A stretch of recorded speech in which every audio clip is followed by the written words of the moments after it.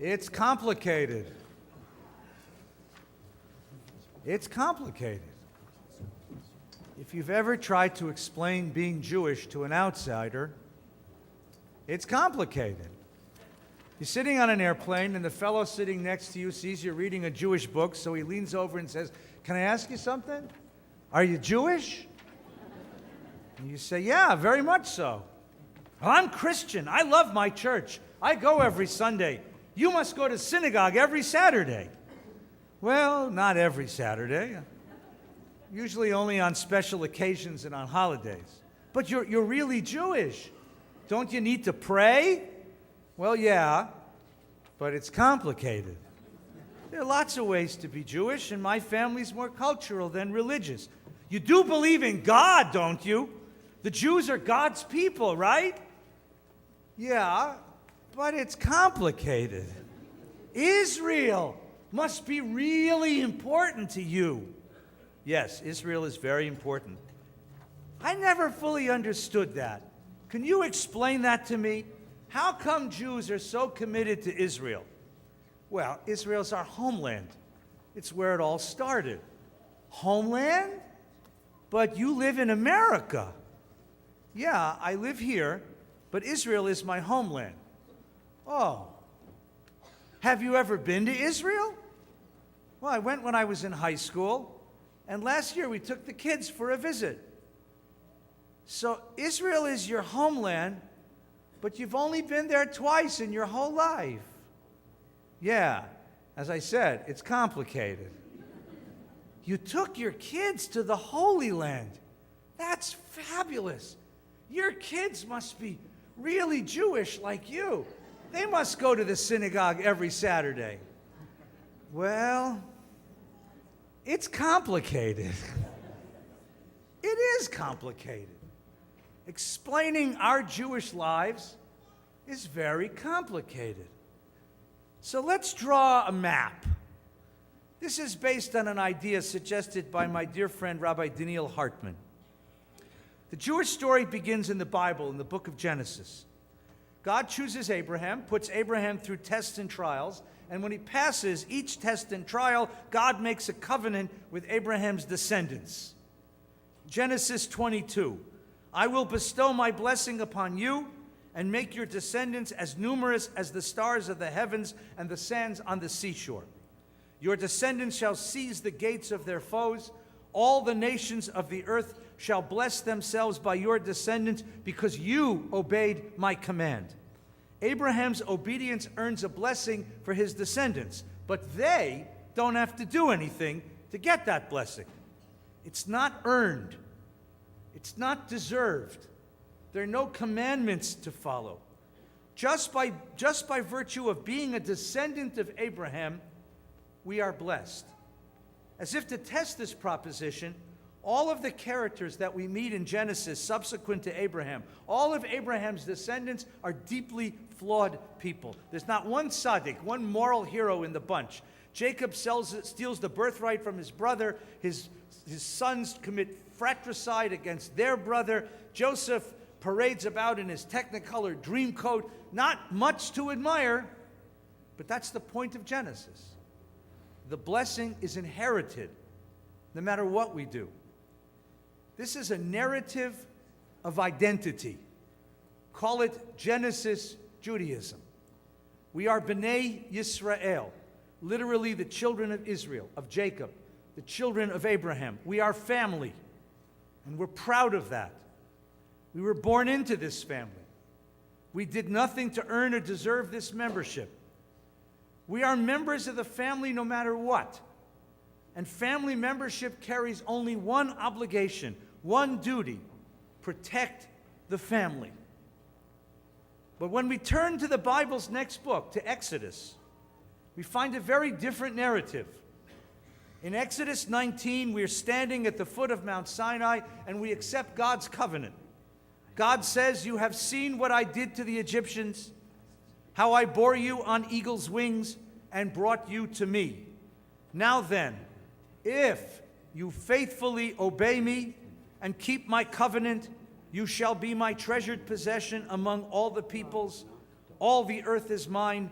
but you shall be to me a kingdom of priests and a holy nation. Exodus introduces a new word in the conversation. If you obey. This covenant is conditional. Something is demanded of us. Identity is bound to the fulfillment of obligations. Jewish is not something you are, it's something you do. The tradition counts 613 commandments. 613, is a made-up number. It's 248 parts of the body, according to Galen's anatomy, plus 365 days a year. To be a Jew in the Exodus model is to serve God with every limb of your body, every moment of life. Exodus Judaism is built upon the core narrative. We were slaves in the land of Egypt, and God brought us out from there to a promised land. As slaves in Egypt, we experienced the condition of ultimate social invisibility. We were unseen, unvalued, inconsequential, socially erased. The bitterness of that slavery stays with us, and an exquisite social ethic grows from its soil. Egyptian slavery taught us to see the other and to see ourselves in the other, to identify with the pain and the plight of the other. This is a Jewish ethic of empathy. You shall not wrong a stranger or oppress him because you were strangers in the land of Egypt. Exodus Judaism is an identity rooted in a moral aspiration, a social vision for the world. To be a Jew is to build a world where no human being is ever relegated to invisibility.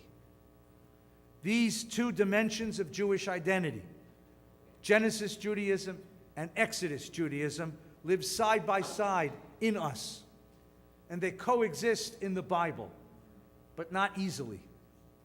The Bible's drama flows from God's struggle to impose Exodus Judaism on a people firmly planted in a Genesis Jewish identity.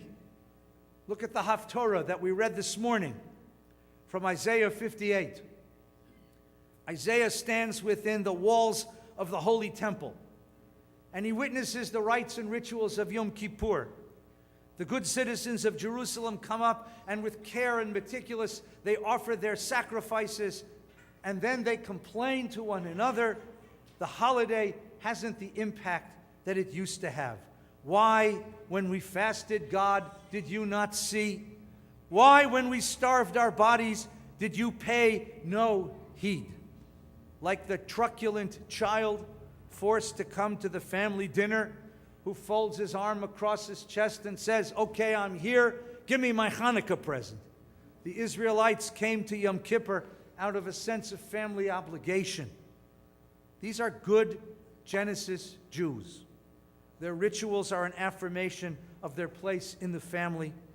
These are gestures of belonging, of ethnic solidarity. They transmit affiliation from one generation to the next. The rituals are performed carefully, but they lack any religious depth.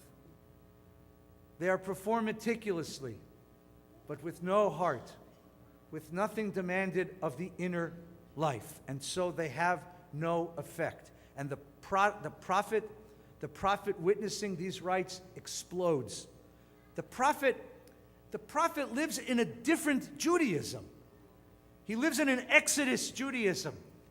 For him, Judaism's not about ethnic pride, it's about moral vision, with an unyielding sense of moral responsibility. So he begins to scream at the people of Israel, "Is this the fast that I desired? Is it a day for people to starve their bodies, to bow their heads like a bulrush, to lie in sackcloth and ashes? You call that a fast? You call this a fast? This is the fast I desire," he claims. "To unlock the fetters of wickedness and untie the cords of the yoke. To let the oppressed go free and break down every yoke. It is to share your bread with the hungry and take the wretched poor in your house. And when you see the naked, offer clothing, and don't ignore your kin. Exodus Judaism and Genesis Judaism lived in us side by side, but uneasily. In the late 19th century, each of these Judaisms gave rise to its own version of Zionism. Theodor Herzl was the quintessential Genesis Jew. He knew little Judaism and practiced less, but carried a deep sense of Jewish belonging and responsibility. Herzl recognized that the emancipation had failed Europe's Jews. Emancipation offered Jews the opportunity to enter European society as equals. It struck a bargain. Give up all that separates you from the majority, and you will be accepted. So Jews gave up all the expressions of their separateness, in dress and in language, in custom, even religion. But still they met a wall of rejection, a wall of anti-Semitism. Herzl's moment of truth, his revelation, came during the trial of Alfred Dreyfus, a Jew who reached the rank of captain in the French army and the post in the General Staff headquarters. Dreyfus was accused falsely of treason, of giving secrets to the Germans. On the 5th of January in 1895, Dreyfus was convicted of treason, stripped of his rank, humiliated, and exiled to Devil's Island. Herzl covered the story as a reporter for the Vienna New Free Press. What traumatized Herzl was the mob. The mob that had gathered around the École Militaire, the mob that was shouting and screaming. But what were they shouting? They were not shouting death to the traitor or death to the enemy. They weren't even shouting death to Dreyfus. They were screaming death to the Jews. If Jews could not find acceptance in liberal France, in the land of liberty, equality, and fraternity, he concluded they would not be safe anywhere. Anti-Semitism had plagued Europe's Jews since the rise of Christianity. Herzl perceived that modern anti-Semitism was different. Christianity would never propose destroying all the Jews. Christianity needed a few Jews around as visible evidence of the truth of their narrative. Modern anti-Semitism, however, had no such need. Modernity could anticipate and envision a final solution to the Jewish problem. Theodor Herzl began to see Auschwitz in his nightmares. He lived with the burning awareness that the Jews of Europe were in immediate peril. And so he launched a manic effort, an effort that would ultimately kill him at the age of 44. He launched a manic effort to secure a state for the Jewish people and get Jews out of Europe, away from the plague of death he knew was coming. In this world, he lamented, might makes right. Jews could argue tirelessly for their rights as human beings, as Europeans, as citizens, but without the power to defend ourselves, the power that only comes with sovereignty, we will not survive.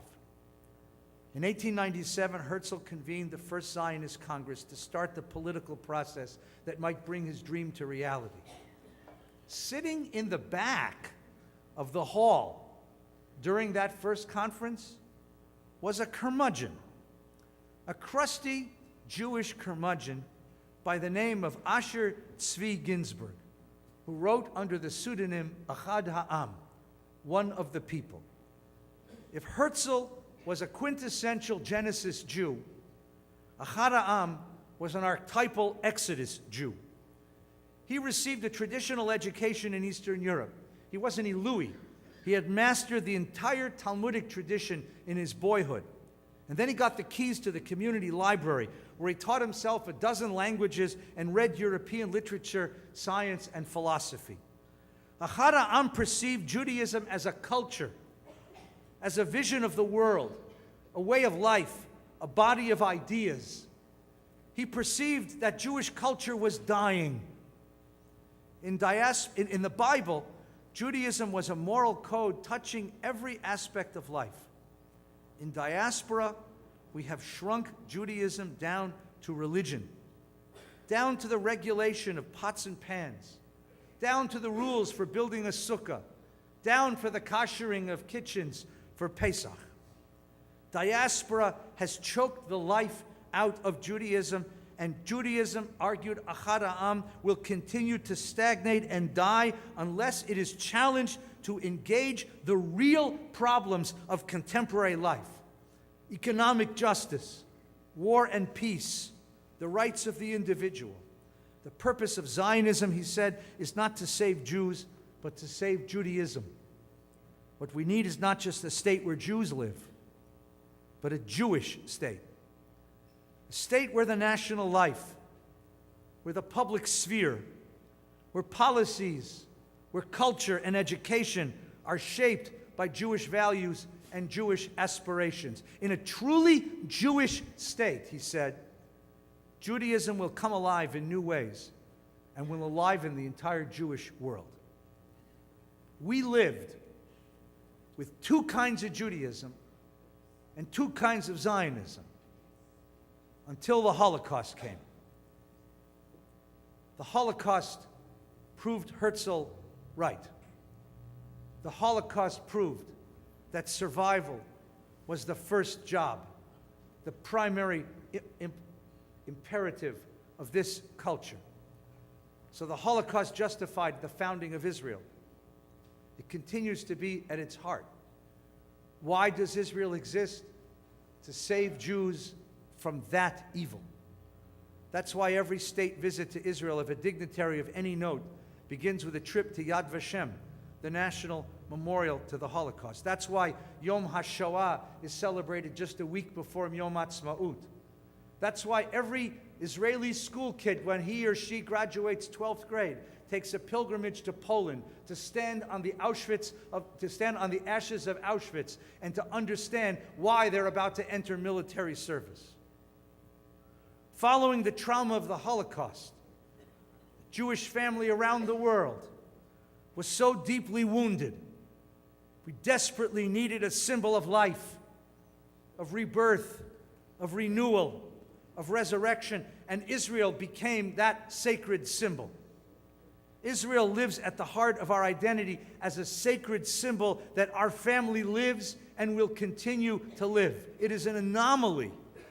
It is a strange and wonderful anomaly of a contemporary Jewish life. You can go to pretty much any synagogue in the country, pretty much any synagogue in the world, stand up in the middle of the service and declare you don't believe in God, you don't believe in the Torah, you don't believe in prayer, rabbis have nothing to say to you. You can stand up and declare your atheism, and the only thing that will happen is the little lady sitting behind you will tap you on the back and ask you to move aside because she wants to see the bar mitzvah kid. But if you go to pretty much any synagogue in the country or any synagogue in the world, and you stand up and declare that you don't believe in the state of Israel as the homeland of the Jewish people, they will beat you to death with pocketbooks before you reach the exit. They will not let you live, because this is the sacred core of Jewish identity. It is our statement of our will to live despite a world filled with unimaginable death. The Holocaust proved Herzl right. And even we who live in the promised land of American freedom, even we see the world through his eyes. We see the world as dangerous for Jews. We accept our duty to defend our own. And when we smell a threat, when we perceive a threat in the air, we slip so easily into clean binary thinking with no room for nuance and no room for questions and no room for complications or complexity. You're either with us or you're against us, because survival is our first mitzvah, our primary imperative. And everything Chad Ha'am asked us for, a Jewish state, a state with Jewish values, a state that breathed Jewish, has been set aside for the time being until that survival problem is solved. Chad Ha'am's Zionism was set aside until this summer. Until this summer. This summer, something changed.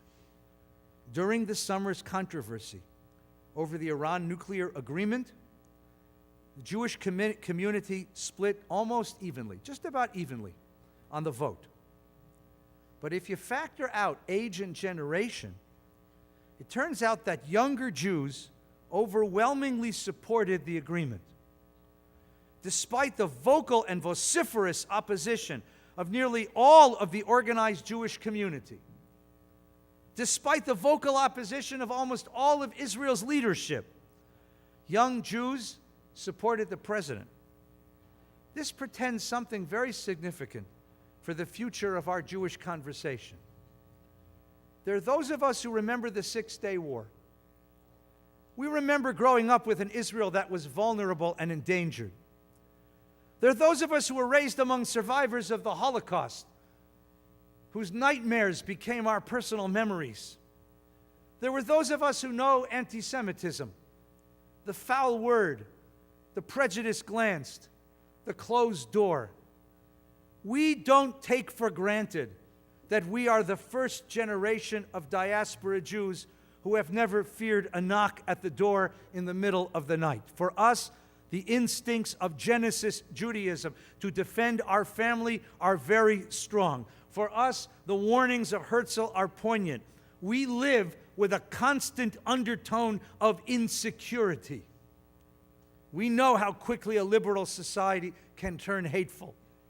We have an exquisite sensitivity for the dangers that lurk beneath the surface of genteel society. Call it PTSD, an enormous collective case of PTSD. But having been through the worst trauma in human history, just a generation ago, we carry in our genes a quality of suspicion and fear. However, our children have none of those memories and none of those suspicions. They don't live with our insecurities. They've never experienced a moment of prejudice or rejection as Jews. America's democracy, its tolerance and pluralism are permanent features of their reality. The Israel they grew up with has always been overwhelmingly strong. In their experience, Israel's problems are not from its vulnerability, but its power, the ethical dilemmas of occupation, and the ethical conduct of dissymmetrical warfare. The Israel they grew up with has not been pristine. Sabra and Shatila, Baruch Goldstein, Yigal Amir, their Israel bears the faults of violence, extremism, intolerance, even brutality. They don't resonate to Herzl's Zionism, to a Zionism of Jewish survival. If our talk about Israel is all about fear, they will not respond. They don't hear it. They don't resonate with our Genesis Judaism. They don't see themselves born into an age-old Jewish family. They were born into the human family. And they reserve the right to choose to be Jewish. They don't feel themselves responsible for the Jewish family. They are universalists before they are particularists. They are focused outward toward the world, not inward toward the family. And if they accept Judaism, it's not as an inheritance, not as a given place at the family table. They look to Judaism as a vision of the world, a body of ideas, a moral aspiration. If they choose to be Jewish, it's as Exodus Jews, not Genesis Jews like us, their parents. Judaism for them is not about loyalty to the family. Judaism is about remaking the world in the image of God.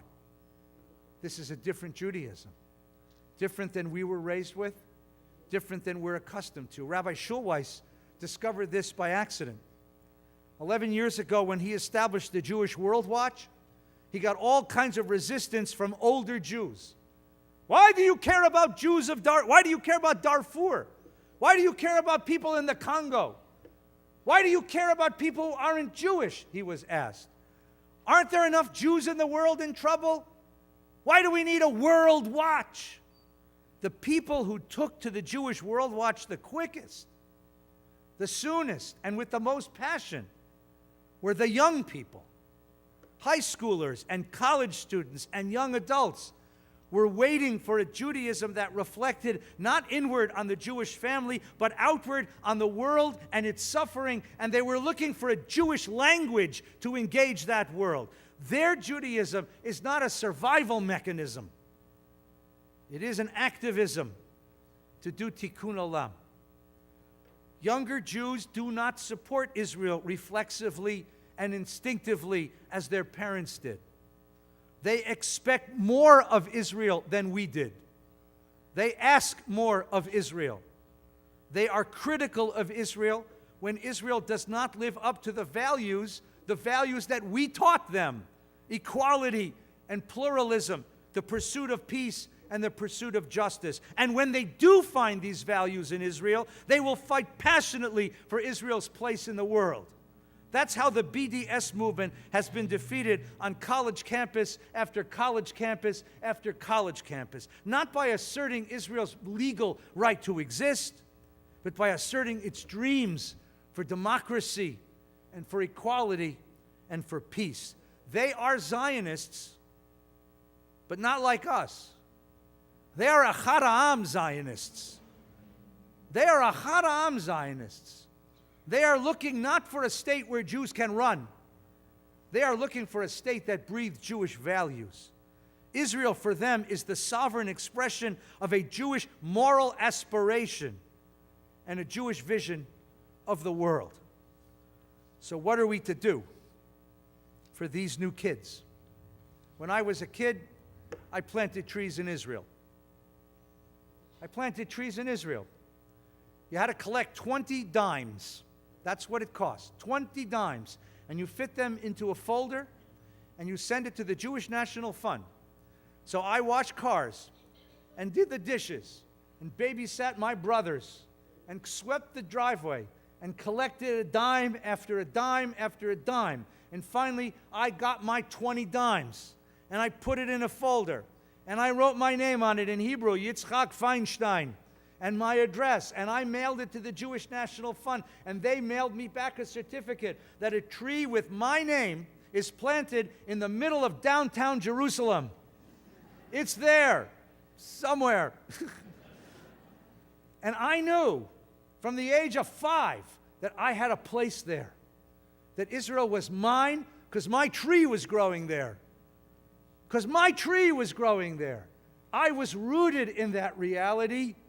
It was mine to build and mine to engender, and that's how you invite young Jews into this community. You ask them to build it and to engender it. If you want your kids to be Jewish, if you want your kids to encounter Jewish life, to involve themselves in Jewish life, if you want your kids to love Israel, you've got to engage them in a formative conversation.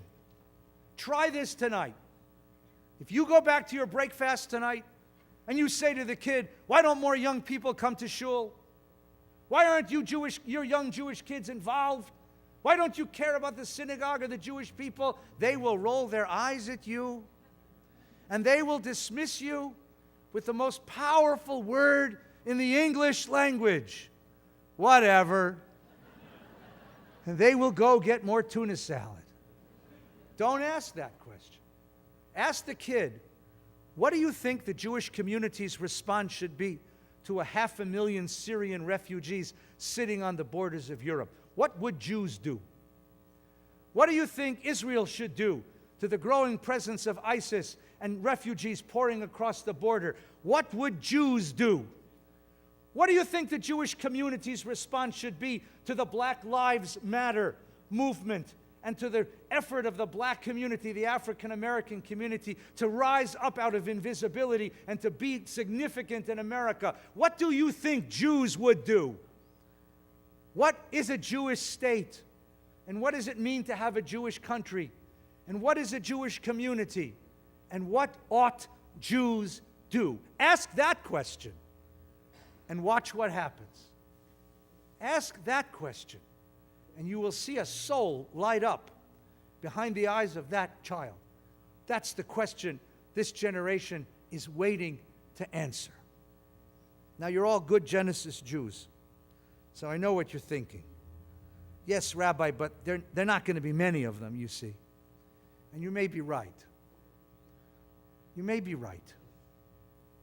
Demographics, community, population is a good Genesis Jewish problem. Exodus has a different way of looking at it. In the book of Exodus, we are taught you're not allowed to count Jews. Did you know this? You're not allowed to count Jews. When Moses needs to take a census, he's told by God, no. You don't count Jews. King David once tried. He held a census in ancient Israel, and a horrible plague came down. All holy hell fell on Israel. He learned his lessons. You don't count Jews. According to the Torah, you know what you do if you want to know how many Jews you got? You ask each one to give a half a shekel, and you count the coins. That's brilliant. You don't count Jews, you count their contributions. This is Exodus Judaism. To be a Jew is to be asked to give, to contribute, to make a difference, to be a blessing in the world. And when it comes to these kind of contributions, it isn't the number that counts. It's the passion and commitment and dedication. Jews are not counted by the size of our numbers. Jews are counted by the magnitude of our aspirations, by the breadth of our dreams. And no human community in all of history has had bigger dreams than us. No human community in all of history has made more contributions to human civilization than we have. Abraham Heschel, the great philosopher, reflected the significance of Judaism doesn't lie in its being conducive to mere survival, but rather to being a source of spiritual wealth and source of meaning for all people. All people. The question we ask is not to be or not to be. The question is how to be and how not to be. That's the question your children are waiting for you tonight to ask. How to be Jewish and how to live in a world of difficulty and suffering and warfare and inequality and injustice, how to be a Jew in that world. Ask them that question and watch a soul light up. That is the question that opens a new era in the life of our community. Welcome to the new era. Shana Tova.